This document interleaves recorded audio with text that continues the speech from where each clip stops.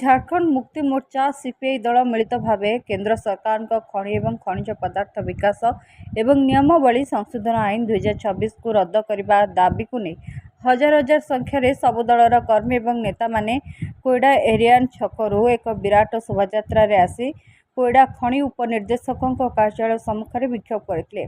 विक्षोभ में भारतीय जातीय कांग्रेस दलर बड़ाई पूर्वतन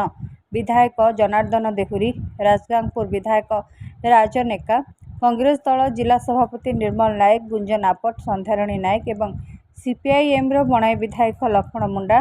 प्रभात पंडा, प्रमोद सामल, अशोक सामल प्रमुख जोग देते। एमएमडीआर संशोधन आईन 2026 को रद्द करने सहित राज्य माने खनिरु टिकस आदाय संक्रांति और सुप्रीमकोर्ट का ऐतिहासिक राय को कार्यकारी करने और खनि प्रभावित अंचल में पुनर्वास, थैथान, पुनर्स्थापन, परिवेश पुनरुद्धार, शिक्षा, स्वास्थ्य एवं जीविका सुरक्षा पाई खनिज राजस्वर न्याय संगत अंश सुनिश्चित करने और बणाई सब डिविजन विकास पाई सिंहभाग अर्थ जिला खनिज पांठि अविलंबे विनियोग आदि मुख्य दाबी थिला।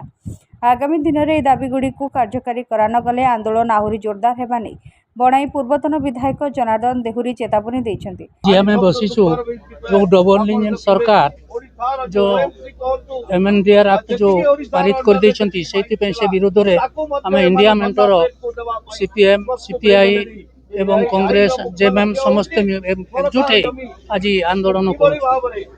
जो एमएनडीआर एक्ट जे पर्यंत प्रत्याहार न करिवो सरकार ताहले सेति आम एकजुट होकर रहीचु। यहाँ जदि पारित जो कर पारित विशेष भाव में आम सुंदरगढ़ जिला आदिवासी अधिसूत जिला आपण मैंने जानती ए अंचल में खनि खादान भरपूर रही सुंदरगढ़ जिले में कोयडा अंचल में आयरन, मांगानीज, बक्साइट, ग्रानाइट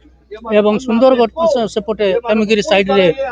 कोयला खनि सब रही यही सब नेबाई सरकार जो योजना कर लोक से माने पाइबे नहीं, लोक जदि सुविधा पाइबे नहीं। आउ गोटे जिनस जेहेतु एटी जो ऑक्शन करागला खनि गुड़िक प्रथम प्राइवेट खनि मालिक मैंने थिले से माने ऑक्शन रे नहीं पारले नहीं एवं जो माने ऑक्शन रे नेले से माने सब बाहर पार्टी आसिक नहीं गले एवं बाहर लोकों को एटी नियुक्ति देउछंती किंतु स्थानीय आदिवासी हरिजन पछुआ वर्ग लोक मानकु एमाने नियुक्ति देउना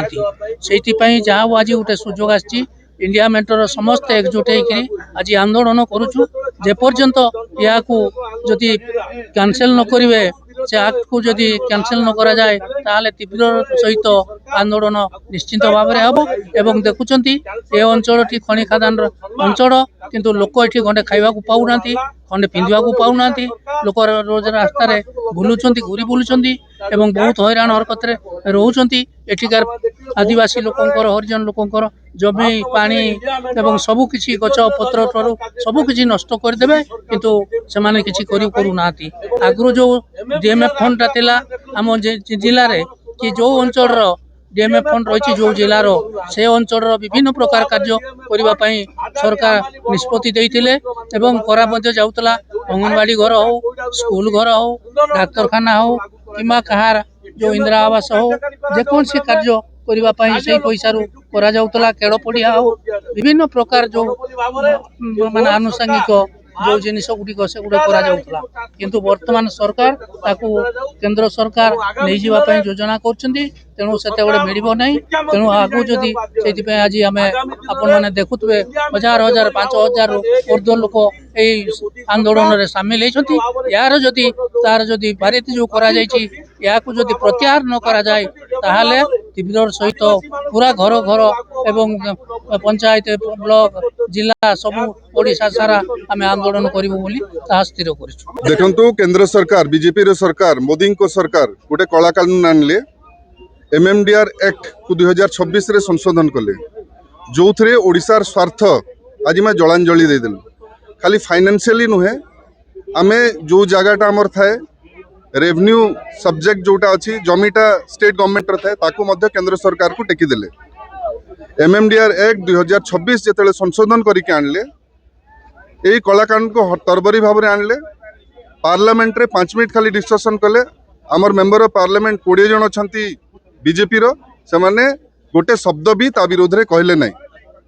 जेतेले 9 बेंच रो सुप्रीम कोर्ट जजमेंट मिलला 2024 रु ओडिशा सेइथिरु 1,20,000 कोटी टंका लाभान्वित होता टैक्स सेस और लेवी आकार रे हमको एते टंका मिली था किंतु से जिनसटा मोहन माझी सरकार एठी गोटे बिल पास कलेनी आमे बारंबार या आसेम्बली रे मध्ये उठैथिलु किंतु देखंतु परवर्ती काल रे एई जो 1,20,000 कोटी टंका को सेमाने तांकर धन्ना सेठ तांकर संग मानकु देई देले। ओडिशा गोटे गरीब राज्य जो थरे आमे देखंतु वार्धक्य भत्ता देई पारनु, स्कूल मानकर टीचर नहांती, सब हॉस्पिटल रे डॉक्टर नहांती, चाषी मानकु आमे तांकर उचित मूल्य प्राप्त देई पारुनु। एंती एंती जेतेले आमे गति करछु आमर जदी 2,15,000 कोटी टंकार गोटे आमर बजेट थाए 1,20,000 कोटी टंका तांको जलांजलि देई देबा आ मुंड पिछा ऋण ओडिशार 27,000 कोटी हलानी ताकू कोन करछंती माने ता संगे संगे संघीय ढांचा रे रेवेन्यू एंड जागा जमीटा पहाड़ पर्वतटा ये स्टेट सब्जेक्ट हुए ताकू मध्य माने जलांजलि दे देले। एबे देखंतु सुंदरगढ़ भलिया जगह रे जोठी आमर पेशा कानून अछि शेड्यूल जगह ग्राम सभार मान्यता नहीं कि खनि खादान होता कि ताकू मध्य से माने खाई गेले। एबे मिनरल बेयरिंग एरिया ना रे एई जगह सबको से माने केंद्र सरकार को टेकी देले। तो ओडिशार बृहत स्वार्थ जेतेबेले बाधा प्राप्त होउची एटी जनसमुद्र अछंती कोइडा रे खाली नुहे पूरा सुंदरगढ़ नुहे पूरा ओडिशा रे समस्त ओडिशावासी आमे जेते भी इंडिया मेंटर रे अछु सीपीआई सीपीएम झारखंड कांग्रेस दल समस्त यार विरोध करूछु जे पर्यंत रोल बैक होउनी ए कला कानून डबल इंजिन सरकार जो डबल धोखा देवा पई बाहरी छंती। आउ अत्यंत दुखर कथा एठी हमर आदिवासी कल्याण मंत्री आम जिल्लार खोद निजे मेंबर ऑफ पार्लियामेंट अछंती से मध्य किछि कहलेनी आ सेहिति पई आमे विरोध करूछु आ रोल बैक न होला पर्यंत आमे एठी लड़े लड़ी। कोडारू संबित जेना को रिपोर्ट सबुदिन टीवी।